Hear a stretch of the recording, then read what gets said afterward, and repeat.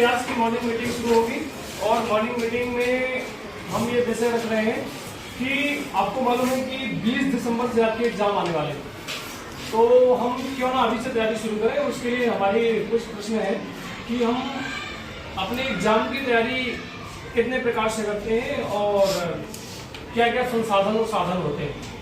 तो सबसे पहला सवाल कि जो तैयारी होती है परीक्षा की वो कितने प्रकार से हो सकती है। तो रेज योर हैंड या फिर हम कोल्ड कॉलिंग का भी प्रयोग कर सकते हैं अपन।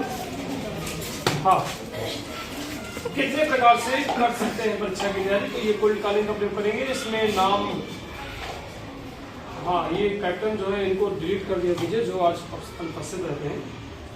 2 नाम मेरे पास आए हैं। संजना सर, हाँ संजना बताएं।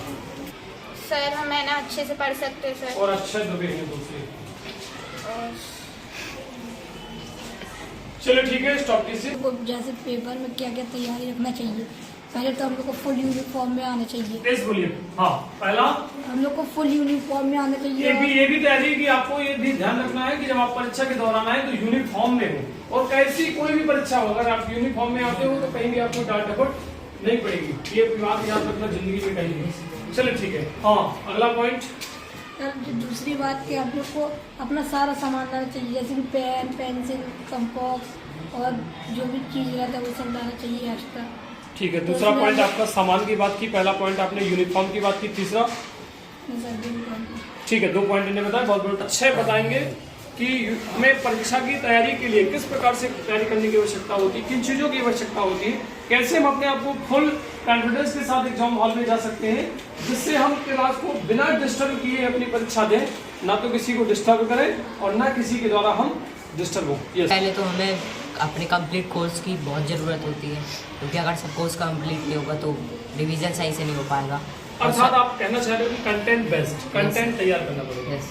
और sir second important IMP questions, IMP chapters, उनका रिवीजन एक्स्ट्रा टाइम में भी करना चाहिए, तो सर हम कॉन्फिडेंट होंगे। रिवीजन एक्स्ट्रा टाइम में करना चाहिए। इनने रिवीजन की बात की है। मुझे अपने 2 पॉइंट बताएं। पहला सर यूनिफॉर्म और दूसरा सामान की भी हम चर्चा विस्तृत करेंगे। और तीसरा आपने बात की कंटेंट बेस्ड तैयारी, अर्थात जो आपको कोर्स आने वाला है उसकी तैयारी कैसे करें, एक्स्ट्रा टाइम में भले करना पड़े, रिवीजन करें। रिवीजन का बहुत बड़ा योगदान है। भले आपसे कुछ ना आता हो, अगर डेली आप कुछ थोड़ा बहुत पढ़ रहे हो, रिवाइज कर रहे हो तो चीजें आ जाती है, रटने की कोई जरूरत नहीं। चलिए अब यहाँ पे शौर्य जो है रेस हैंड कर रहे हैं। यस, शौर्य से बात करेंगे। सर कुछ बच्चों का पढ़ाई में मन नहीं लगता है, उनका ज़्यादा समय तक वो बैठ नहीं सकते हैं, तो वो एक कागज में लिख लें जो उनको याद करना है और अपनी जेब में रख के जब उनको समय मिले तो वो उसको एक बार रिवाइज कर लें, उससे उनको याद हो जाएगा। हाँ, ये भी बहुत अच्छी बात है कि मतलब कि सर के कहने का मतलब ये है कि जैसे कि बहुत सारी चीजें आपका पढ़ने में मन नहीं लगता और जरूरी नहीं कि सारे बच्चे एकदम पूरा ही कोर्स पढ़ें। तो कुछ जो इम्पोर्टेंट चीजें होती है जो आने वाली है, तो थोड़ी बहुत चीजें ऐसे पॉइंट्स जरूर तैयार कर लें जिससे आपको एग्जाम में मदद मिल जाए। यही कहना चाह रहे हैं आप, है ना। तो उसको रख लें, कहीं भी आपको समय मिल जाता है, खेलते समय आप एक बार देख लें और फिर खेलना शुरू हो जाए, ऐसा कह रहे हैं। तो इससे भी ये भी बहुत अच्छी तकनीक है। आप बस में यात्रा करने जा रहे हैं, वहां भी निकालें, थोड़ा एक बार पढ़ लें, उसको रिवीजन करते हुए देखते चले जाएं, ऐसा। कहीं आप घर जा रहे हो तो उस पर्चे को निकालें और पढ़ें और सीधे एक बार पढ़ लें और इसको रिवीजन माइंड में करते हुए चले। ये बहुत अच्छा तरीका है मेरे ख्याल से, समय बचा सकते हैं। बहुत बढ़िया। सर ने भी बहुत इंपॉर्टेंट बात करी। तो पहला अबूजद ने यूनिफॉर्म, दूसरा सामान संसाधन और अच्छे ने जो है कंटेंट बेस्ड बताया। और शौर्य ने अभी बात की कि कैसे हम अपने समय को बचाए हुए और पढ़ने में मन न लगते कंटेंट को कैसे तैयार करें, ये आपने बात करी, बहुत गजब की बात करी आपने। ठीक है, तो और गर्ल्स में कोई कौन बताएगा?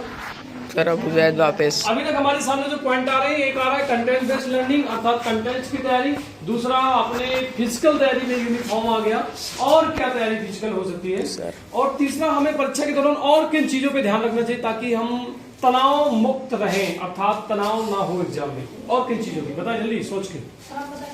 बहुत सारे, तो कैप्टन को हम देंगे मौका, अगर आप देख लें कैप्टन अगर सहन नहीं कर रहा तो कुछ। हाँ सर, फिजिकल तैयारी में सर और भी बहुत सारी चीजें आती हैं, जैसे हमें सर समय में आना पड़ेगा, पेपर में जब भी हो सर तो हम उसमें समय में आए, फिजिकल रूप से आप मौजूद हो। बहुत बड़ी समय की बहुत बड़ी कीमत है। एग्जाम से कितने मिनट पहले लगभग लगभग सर 5 या 10 मिनट पहले। 5 या 10 मिनट पहले आपको पहले चीज सोचना होगा कि हमारा चल रहा एग्जाम बना 2 के बजे ला से रहा है, सो तो तो। 1:45 बजे आप आ जाओ। ये भी नहीं कि 1:30 बजे आ जाए, 1 घंटा 1.5 घंटे पहले एंजॉय कर रहे हो, नहीं नहीं।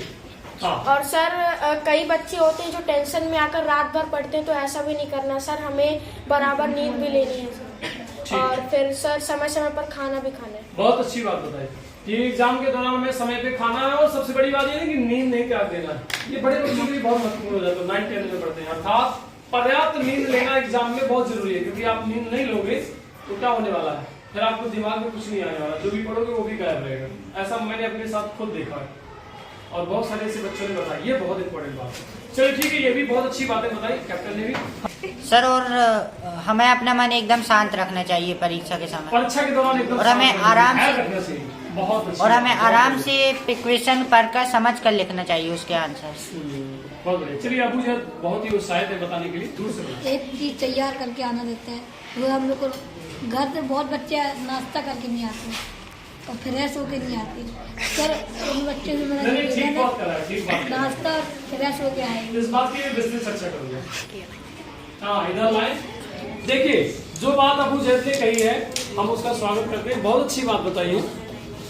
क्या बात कही है कि बहुत सारे से बच्चे बिना फ्रेश किया जाते हैं, ये बहुत अच्छी बात है, क्योंकि जब आप बिना फ्रेश किया, तो मैं ये नहीं कह रहा हूँ सारे बच्चे ऐसे होंगे, उन बच्चों के लिए जो ऐसा करते हैं, क्या होता है फिर आपका पेट साफ नहीं होता है और आप गंदगी फैलाते हो एग्जाम हॉल में। जो बच्चे तैयारी करके आए उनका मन क्या हो जाता है, खराब हो जाता है। तो मैं आपकी बात से सहमत हूँ, ऐसा नहीं करना चाहिए वाकई में हमें। और फ्रेश होने के लिए तो हमें ये करना पड़ेगा कि आप जल्दी समय से सो जाए, और एक गिलास बिना सुबह जैसे उठते हैं तो बिना मंजन किए बगैर आप पानी पिए, इससे बीमारियां बहुत सारी बढ़ जाती हैं। ये हंसने की बात नहीं, हमारे शरीर की चिंता की बात। और आपने दूसरी बात क्या बताई? नाश्ता करके आना। हाँ नाश्ता, हेलो, वो सही कह रहा है, क्योंकि बिना खाए आप यदि आ जाते हो एग्जाम हॉल में, तो पता चले आधा आपने 1.5 घंटे एग्जाम लिखा है, इसके बाद आपका पेट दर्द कर रहा है या कुछ और प्रॉब्लम आ गई, तो फिर एग्जाम में आप कैसे लिख पाएंगे?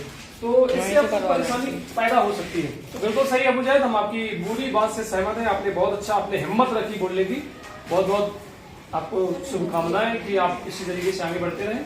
हाँ, और आगे कोई भी यदि लास्ट में बचा है तो नहीं तो हम मॉर्निंग मीटिंग समाप्त करेंगे। बहुत सारे पॉइंट हमारे पास आ गए हैं, जैसे कि हमें फ्रेश का ध्यान रखना चाहिए, हमें समय का ध्यान रखना चाहिए, हमें कंटेंट का ध्यान रखना चाहिए, और अच्छे से यहाँ तक ये बता डाला कि कैसे जो है हम एक्स्ट्रा टाइम में अपन पढ़ाई कर सके। एक्स्ट्रा टाइम अपन को देखना होगा कि कैसे बताएं। और शॉर्ट ने भी बहुत अच्छी बातें बताई कि सारी जिन बच्चों का पढ़ाई में मन नहीं लगता तो एक कागज में नोट कर ले कुछ चीजें पॉइंट बाई पॉइंट, जैसे कि आप ऐसे लिख सकते हो, जैसे कि आप बहुत सारे प्रश्नों की तैयारी कर सकते हो और आप बार बार उनको देख देख करके पढ़ते रहे। कुछ परिभाषाएं आप लिख लो सिंपल, जैसे विज्ञान और साइंस है, सोशल साइंस की, ठीक है। तो और कुछ रह गया है क्या आदिमा? और कुछ जैसे का? ठीक है, कोई ऐसी बात यदि अभी भी है कि रह गई है सर, हम बोलना चाह रहे हैं? हाँ, आप तो नहीं कहना चाह रहे? कुछ हो गया सभी का?